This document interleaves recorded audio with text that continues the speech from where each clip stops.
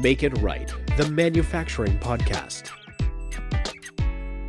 On the Make It Right podcast, we often talk about the importance of creating trust in the manufacturing environment by respecting our team members, their experience, and their knowledge.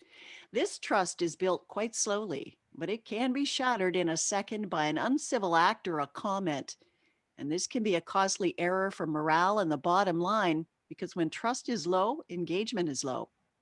This week on the Make It Right podcast, we're talking civility in the manufacturing environment and its importance in a continuous improvement plan. Our guest today is an internationally recognized expert on civility at work. Dr. Lou Bayer has published 17 plus books, and her most recent with Christian Bizzotti is called Manufacturing Civility. She's also the CEO of Civility Experts, which has 501 affiliates around the world.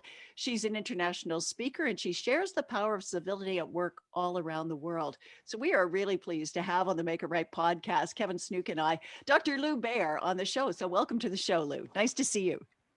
Thank you. Nice to be here. It's a pleasure. So my question for you right off the top is, when did you discover the power of civility? Because you've been focused on it for more than 20 years. This is people treatment. When did you see that this was the key? So it's true. It's over 20 years now when we started Civility Experts. And at the time, before I started this kind of entrepreneurial adventure, I was director of operations for a hotel chain. And anyone who's ever worked service industry or hospitality knows that it can be unkind.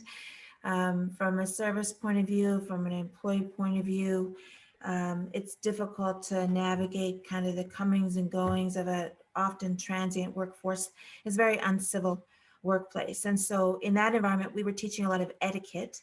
So social rules, wedding etiquette, banquet etiquette, dining etiquette, just how people should know to behave in social situations. And it occurred to me at that time that it really doesn't matter how many rules you teach people. It doesn't matter how polite people are, if at the end of the day, they really don't respect or value the people they're with. And so my view turned to, you need to know the social rules. The social rules don't matter nearly as much as we think. So civility goes way beyond social rules.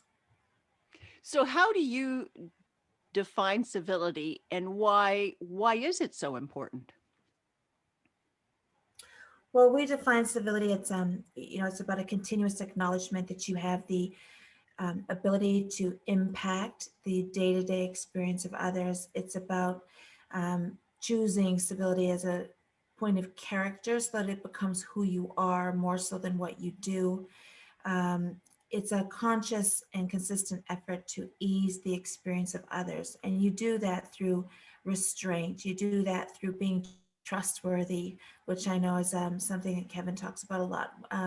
You do that by being consistent in terms of your personal and high standard morals, ethics. It runs the gamut. We do work for everything from teaching university students interview etiquette all the way to some civil dialogue with United Nations. It's this big, broad thing. Okay. So Lou, what would be some signs of incivility in the workplace? So we can talk about workplaces generally, and there are some specific things in manufacturing environments. So it's everything from general decreases in productivity to sabotage, to withdrawal from interaction and communications, to increases in error rates. We get a lack of collaboration, lower teamwork, all sort of the general metrics that we might look at in terms of collaboration and general communication. We see declines in all of those things, but things like mental health, more physical ailments, people needing longer to bounce back from stressful situations, inability to manage change. It's quite a comprehensive list, actually. Okay. So let's talk a little bit about that. Civility is designed to build trust and stronger relationships. So how do you go about moving forward with this new approach? How do you actually start to maybe from ground zero build that trust? Well, one of the interesting things is over the years, we've discovered that in organizations where there are all of these incivility symptoms, when we try to find the root cause, why, at the end of the day, we found there was a strong correlation between low trust and high incivility. And so when we looked at why is that happening, we discovered that in many of those environments, the leadership was to blame, supervisors, managers, and in manufacturing, it's that kind of mid and upper level. And it had more to do with people being kind of caught up in the moment, doing what they had to do, behaving out of habit, and not paying attention to the social nuances. So supervisors who might be really skilled at their job technically, but who never really learned that when somebody tilts their head ever so slightly or takes a step backward or shifts their tone of voice, when they gesture in a certain way, that you should pay attention. And so social intelligence is one of the things that we start with, particularly social radar, which is one of 3 components of social IQ. And when we teach people to read these cues, we discover that they were significantly more able to build trust. So, we'd say to an employee, why do you trust him and not him? And they could actually say to us, it's because he listens to me. Well, how do you know he's listening? And the supervisor would say, but I do listen. And then we could discover that there were this cluster of behaviors that indicated certain moods and certain levels of accountability. And so we've devised a tool to that effect. Kevin, do you have any questions as of yet? Yeah, I've got about 100, but when I knew we were going to be doing this podcast, I was thinking back into times when things had maybe gone wrong in my kind of working environment. And so I wanted to bring up one specific situation. And that was where I had a leader at the time, my boss at the time, and he was expecting me to work Sunday nights. And, even though I had the team under control and I felt like everything was manageable, and in fact, it was my job to allow the team to manage themselves on a Sunday night, he was very much pushing me that you ought to be there, you ought to be overseeing it, you ought to be the one in control of it. And it was the first time in my career, and possibly even the last time, that I actually really got really angry. It was very unusual for me to be standing in a corridor with somebody and screaming at them, right? And that was a very situational example. It's not my normal behavior. I don't consider myself to be in civil or whatever, however you would put that, in a general situation. But I felt like I was being pushed into something. How does this how is this situational, dependent on specific things that are happening rather than just labeling the person as civil or not? Right. So that's a good question. And that's the second component of social intelligence. And I should have qualified all of this by saying that I mentioned at the beginning, civility is much more than manners. And so we know that civility is a measurable competency and that there are 4 skills that underpin the ability to be civil. They are social intelligence, cultural competence, systems thinking, and continuous learning. But the easiest to teach and learn is social intelligence because it's based in experiential learning. So when you just spoke now of a situational aspect to things, this social knowledge and social radar, 2 components of social intelligence combined, create an ability for an individual to assess very, very quickly, is this mood, is that yelling, is that body language, is that a consistent or regular or typical behavior, or is that something that has arrived out of a context or a nuance or a social situation?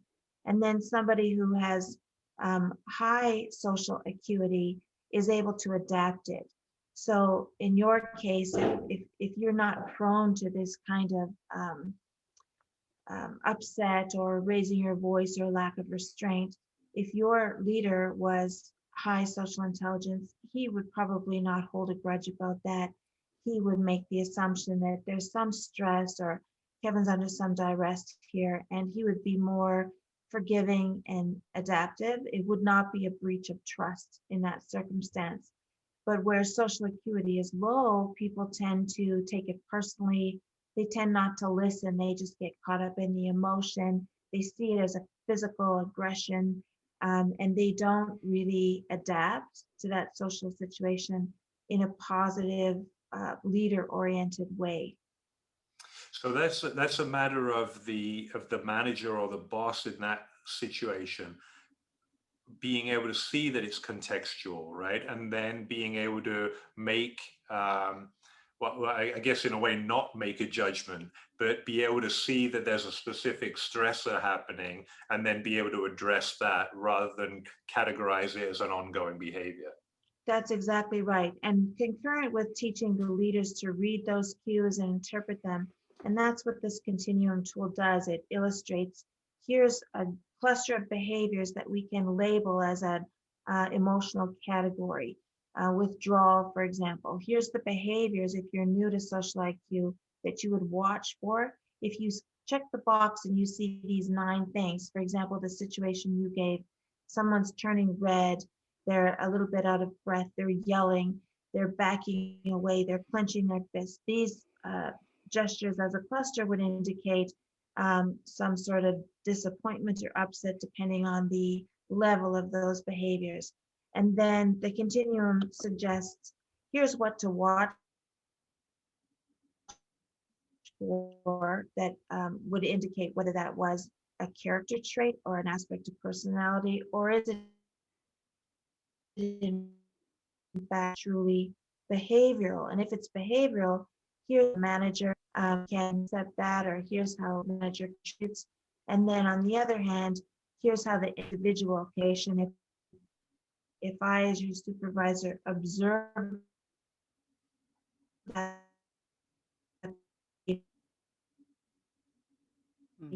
here more than once, so frequently, then I would teach you how to understand what your hot buttons are so that you don't get fired for being a loose cannon. And I would teach you social intelligence too, so you could read, okay, I better calm myself mad. You know, so everybody plays a role, but depending on the power, you know, how the power is managed in that environment and what's at stake, is it a health and safety issue, for example, in which case go ahead and yell, because if it's a safety issue, you know, maybe that's necessary to get people's attention. But we would look at the situation for sure. We try to teach people to assess kind of ongoing this observation and feedback that is such a big part of manufacturing, right? Yeah, and the other thing that crept up to me when we were, you know, we were first thinking about this podcast was, and you'd mentioned sabotage earlier on. One of my younger brothers, when we were much younger, he was working in a factory, and it was a chip making factory, right? They were actually making frozen chips, French fries, Right. and not electronic chips, French fries, and as they were, you know, basically someone would pour these potatoes in one end, somebody would chop them up, and then they'd come along, and the job that my brother had at the time was to pick out the bad French fries, right? The ones that were bruised or black spots or something. And they really felt like that was a pretty meaningless job, and that they didn't get very many breaks. It was also a frozen food place, so they were freezing cold. And what they realized was that they got a break every time the machine went down. Every time that the machine failed, that it was a benefit to them, right? Because they'd be able to go and have a break and warm up, and it was great. So they would have a conversation with the guy who's pouring the potatoes into the machine to just throw a few too many in so that it would break down, and then everybody would take a break, and it was fantastic. Now, that's a simple example of sabotage, but it's, I think what created that was was the environment where they didn't feel like they were valued. There wasn't the trust that they were going to get their breaks. There wasn't the trust that they were being looked after. There wasn't any reward and recognition system for doing a better job. And so they led to that situation. And that must be one of kind of like a classic for what you're looking at here. How would we increase the productivity by doing things in a different way? Right, and so that's a very good example. And what we find in the field research is that almost 75% of the time, those initial behaviors that a supervisor would say, well, they're just stopping the machine on purpose. I don't trust those guys. They're lazy or whatever. What we find is that 75% of the time, behaviors, the initial incivility, is based on mistrust. And when we look at it a little bit deeper, it has to do with those baseline, what we would call, I don't know if you're familiar with Maslow's hierarchy, those kind of baseline personal needs. So it relates to, am I being paid fairly? Do I get a bathroom break? Is it safe here? Do people act like they actually care about me as a human being? Do I have safety gloves? You know, all of those sort of baseline needs. And if we could address those, and a lot of that is about just fair play in any workplace. You know, we tend to put it under this umbrella of safety for manufacturing, but you know, oftentimes if we just ask people, and if you actually listen, they will tell you what the problem is. And we chalk it up to something that's based on our own experience or perception. And in reality, it's very easy to fix. And certainly not paying people well, not monitoring their physical health and the extent to which people get breaks that they're deserving of. That's certainly uncivil on the part of the leadership and the organization, and it's a definite breach of trust. So sorry, Jay. So how would you then in that situation have the conversation with the company to say you're kind of a cause of this, right? This is not just people being a pain in the ass. This is that there's a reason for this behavior, and you're kind of you're setting that cause. Are companies actually open to that kind of dialogue with you?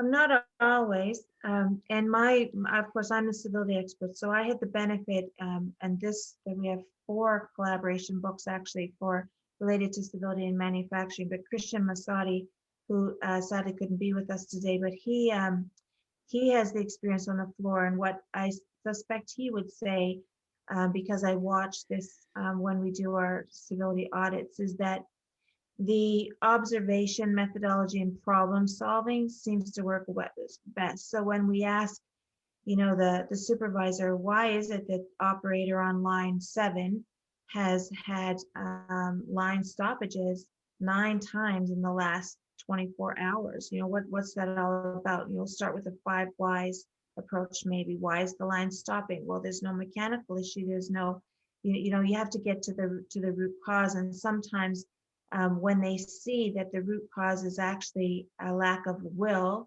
as opposed to a lack of skill, and that it has more to do with the relational aspect of things than the operational aspect of things, then they work a little harder to manage the people side. You know, sometimes there's some embarrassment or disbelief or shame, you know, that a supervisor doesn't necessarily want to be accountable for some of those things, but at the end of the day, he or she, in fact, is accountable for those type of behaviors. What role, like I know that you have said that civility is measurable. So it's measurable. So can you track it right down to the bottom line and say, let's fix these problems? And you're going to see your curve go not this way, but this way in your profitability. So tell me how this is measurable, Lou.